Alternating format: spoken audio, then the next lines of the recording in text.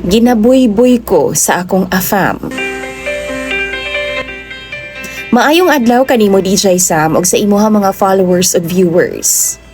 Palihog itago ang akong identidad.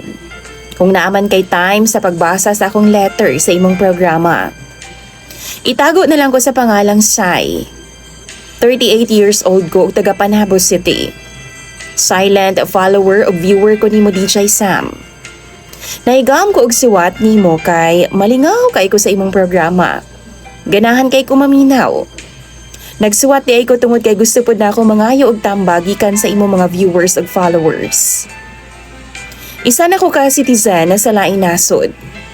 Minyo na ko sa usa ka afam, 9 years pod og taga Europa siya. Nagkailami pinaagi sa Facebook. Gi-add ko niya. Kato nga time, 43 anyos siya, samtang ako 29 anyos. Giadaw ko niya, tungod kay kanaong daw nako ang iyahang Japanese nga ex-wife. Kato nga time, naapa ko nag-abroad sa UAE. Tawagon na lang nato siya sa pangalang Mr. M. DJ Sam. Nag-chat me online. And nahimo ming friends for 2 years. Diyang nanguyab siya na ako DJ Sam, ako siyang giingnan nga gusto kog anak. Pero ana pa siya. Di na daw siya kahatag na ako og anak, kay nipailalom na daw siya sa vasectomy. Naana pod siya mga anak sa una niyang asawa DJ Sam.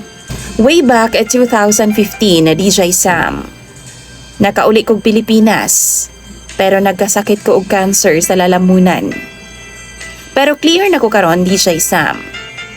Consistent siya nga makipag-communicate sa ako. Bisan pa DJ Sam, gibalibaran na nako siya kay di gani siya makahatag og anak. Pero sige gihapon siya panguyab sa ako. Sumoto that time, very sad kaayo ko tungod kay gidiagnose man ko nga dunay cancer sa lalamunan. Pero naa siya pirmi nga gapalakas sa ako ang loob. Mao to, nahulog yun ang akong loob sa iya DJ Sam.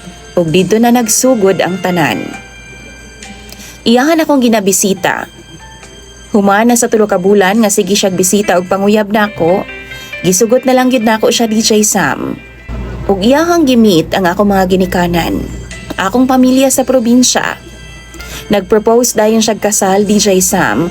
Ug bago siya nibalik sa iyang nasod, gibayran una niya ang hospital bill para sa last treatment sa ako ang cancer. Kay bawo mo DJ Sam, wa ko magdahom nga buhaton kadto niya. Maotong na in love gid ko pagsamot niya. Bisan pa man nga akong pangandoy magkaanak no, gibaliwala na lang nako. Tungod kay abi nako nga si Mr. M na nga akong forever. Iya akong gisponsoran DJ Sam paadto sa iyahang nasod. Ug didto nagpakasaliming duha. But sad to say, divorced na mi karon. Tungod I found out nga gusto pod ay siya lalaki DJ Sam. Kung baga, usa siya ka silahis. Sa sinugdanan, okay kaayo mi. Lalaki kaayo siya. Apa nasakpan ako sa iyang phone DJ Sam. Nga naa siya'y account sa usa ka dating site sa mga cross-dresser. Kana bitaw mga lalaki DJ Sam nga magsuot og dress. Tapos mangita og laing lalaki nga kaana-ana. Pero tigid na mong away ato nga time pagkahibaw na ako. Pero nagsaad siya nga magbag-o daw siya DJ Sam og di na daw siya muusab pa. Abi na ako og okay na mi. Happy na mi. Pero again, nasakpan na pod nako siya. Naghatag og daghang chance sa iya DJ Sam. Pero every time nga mahubog siya, mubalik gid siya atong dating site para makipag-chat-chat sa mga lalaki. Mautuwa na gyud makaya sa akong mental health, naga-panic attack na jud ko DJ Sam. Mautong nakadesisyon na lang gyud ko nga istoryahon na lang siya. Ug papilion nako kung kinsa iyaha. Ako ba o ang iyang pag-cross-dressing? Pero ang pinakamasakit, gipili niya ang pag-cross-dressing DJ Sam kaysa sa ako. Sakit kaayo DJ Sam kay nagtuo ko nga ako ang iyang pilion. Pero dili man di ay. Ana siya DJ Sam, di nagidaw ko no siya magbag-o. O kung magbag-o man, 1 month ra daw ang pinakadugay. Pero tigid akong tiyabaw og hilak DJ Sam. Kaysa ako nang gikaingon, nagtuo ko nga ako ang iyang pilion. Ana pa siya. Love daw ko niya DJ Sam. Pero kay baho po daw siya nga di ko happy sa iyaha. Ug never ko nga maging happy sa iyaha. Mas gustuhan pa daw niya nga magtanaw ug makita nga happy daw ko sa laing butang o sa laing lalaki. Kaysa naman mamahimong miserable ang akong kinabuhi. Kauban siya. Ana pa siya sa kuha DJ Sam. Nakasala na daw siya sa kuha og dako. Human siya nakipag-ana-ana og mga lalaki behind my back. So, na-realize pa na ako DJ Sam, mao di ang dili na ko niya hilabtan. Naana di ay siya laing gikabuangan nga mga lalaki DJ Sam. Abi lang yun na ako no nga nawadaan lang siya gana tungod kay nanambok man ko.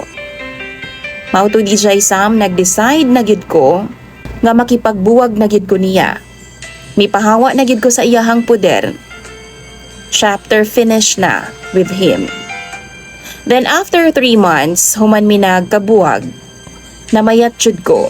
Nag-download ko og dating site para good na alang ko'y kalingawan. Kay magsige raman kog hilak. Adlaw-adlaw gyud DJ Sam gahilak ko kay wa gyud ko mangandoy nga maguba ang akong kaminyoon. Bisan pag nakahibaw ko nga di na magkaanak si Mr. M, gidawat gihapon nako siya. Mao to na ako iya na-meet og naka-chat pod sa usa ka dating site. Tawagon na lang pod nato siya sa pangalang Daddy D. Nag-chat ming duha, nag-ilhanay, then before ko makipag-meet niya, nangutana una ko niya kung gusto ba siyag anak kay ako gusto kog anak DJ Sam. Ingon pa siya doon na daw siya'y mga anak. Gikan sa iyahang kanhing partner pod. Giingnan na ako siya kay kung di na siya gusto magkaanak, di na lang mi mag-meet sa personal, kay wa naman gihapon ay paingnan. Pero ana siya DJ Sam, gusto pa daw siyag anak. Mga 3 pa daw. Sa mao to nag-meet ming duha sa personal. Nagpa-late pa gani ko ato nga time kay mahadlo ko sa akong safety ba. Pero kay bahaw ka, pag-meet na mo, gentleman kay siya DJ Sam. Nag-istoryahanay mi about life, then nasundan pa jud ang among meet up. Public gihapon. Di siya para sa ubang lalaki nga mutukob gyudayon unang kita pa lang. Mao giganahan kay ko niya. Tangkad pud siya o gwapo pud siya. Hinlo siya kuko. Murag lamion siya DJ sa mga akong tan-aw niya. Sumao to karon naa na mi anak jud usa. Apan pagpanganak na ako DJ Sam, nagbag-o naman siya. Kanang nag-uba na mi ba sa usa ka panimalay. Dali ra manggod pud kaayo ko niya nabuntisan. Abi gani na ako DJ Sam nga di nagid ko magkaanak kay nabaog na ko. Pero nakaapas pag yun intahon ko. So akong pangayuan karon og tambag sa imo mga followers o viewers DJ Sam. Kana bitawng feeling nako, di mi magkasinabot sa ako ang partner. Doon na magud siya'y pagka-manipulative. Murag nagtunog kog eggshells DJ Sam ba sa iyang panimalay. Kani nga panimalay, gipalit kunuhay ni niya para sa ako o sa iyahang anak. Sa tinuod lang no, very good kay siya nga provider isip amahan. Maayo pod ang iyang trabaho. Pero paminaw na ako, dili ko maging happy sa iyaha. Kay di man ako siya makaistorya kanang libre bitaw, kanang freely lang DJ Samba about sa akong gibati. Kay kung magstorya ko sa iyaha about sa akong gibati, ako naman hinuon ang dautan. I-invalidate niya nga akong gibati as babae DJ Sam. Ipa-feel niya sa ako nga sala na ako, nga unhappy ko, kay tungod ko no hormonal or unhappy ko no ko, dili ko no ko niya masabtan. Ungrateful daw ko no ko sa tanang butang nga gihatag niya sa ako sama sa balay, anak, ug car. 8 months na human ko mga anak DJ Sam. Happy ko kay nagkaanak ko. Pero maulagi, ingon ani pod ang akong situation. Kay baw mo DJ Sam, bisan pa man di ko gusto nga magbuwag ming duha. Alang-alang sa ako ang anak. Tungod kay di ko gusto nga wala permi ang iyang amahan sa iyahang kiliran pagdako. Pero dili pod ko gusto nga makakita or makadungog siya nga mag-away ming duha. Maunang mangayo kog tambag. Unsa bay angay na akong buhaton karon? Naami diri sa Pilipinas sa akong anak karon DJ Sam nagbakasyon para pod makapag-isip-isip ko kung unsay angay na kong buhaton. Pero naglibog naman ko oy. Stress na kay ko sa akong sitwasyon karon. Unsa ba nga akong buhaton pagbalik namo didto sa Europa? E-tolerate na lang ba nako siya? Pasagda na lang nako? Or magbulag na lang ming duha? Naka-maternity leave ko karon DJ Sam pero gusto kong mobalik og trabaho. Para po di kunya sige kwentahan sa iyang mga nahatag sa amua. Daghan kayo ko gihuna-huna karon DJ Sam.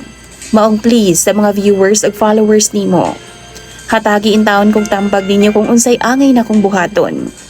Basahon ko na tanan sa comment section. Daghan pud kaayong salamat DJ Sam ug pasensya na kaayo kung medyo taas-taas gud kayo ning sulatan nako. Daghan kayong salamat sa pagbasa. Imong sender og follower DJ Sam. Sai.